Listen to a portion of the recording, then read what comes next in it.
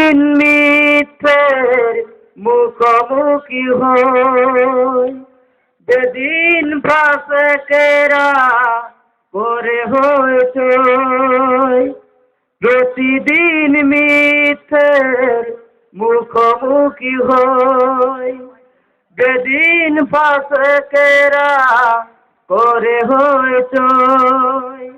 আজাজিলে সে গুমরাহি প্রাণটাকে তুলে নেই মুঠে মহুময়।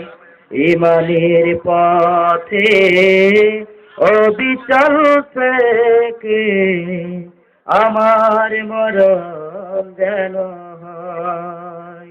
ইমানের পথে অবিচল থেকে আমার মরণ যেন হয়।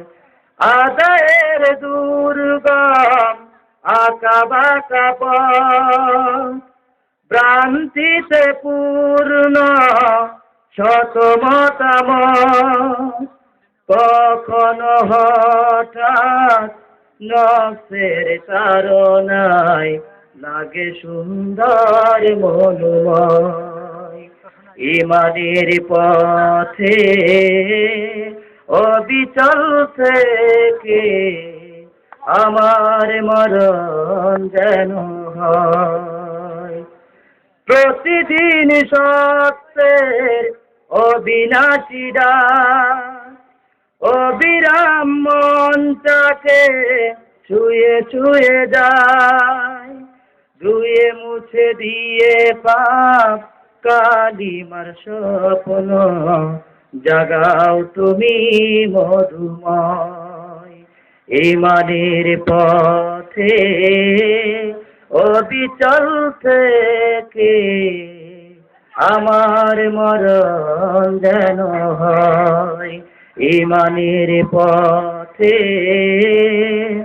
অবিচল থেকে আমার মরণ যেন হয়। আমার মরণ যেন হয়।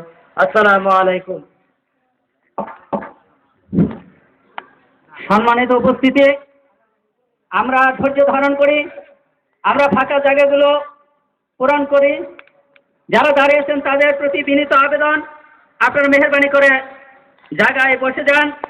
যার জন্য আমরা অধীর আগ্রহে বসে আছি, বাংলাদেশ ইমাম পরিষদের সম্মানিত সদস্য, বাংলাদেশ ইউনাইটেড সুন্নি ফ্রন্টের সম্মানিত কেন্দ্রীয় সদস্য, RTV ও বাংলাদেশ টেলিভিশনের সম্মানিত আলোচক, সুদূর ঢাকা থেকে আগত বিশিষ্ট ইসলামী চিন্তাবিদ, আন্তর্জাতিক খ্যাতি সম্পন্ন ওয়াইজিন সুমধুর কণ্ঠস্বরের অধিকারী, উদীয়মান তরুণ বক্তা জনাব হযরত মাওলানা মোহাম্মদ বিল্লাল হোসেন আনসারী দামাত বারাকাতুহুম, উনি আপনাদের সম্মুখে কোরআন এবং হাদিসের আলোকে অত্যন্ত মূল্যবান তাকরীর পেশ করবেন।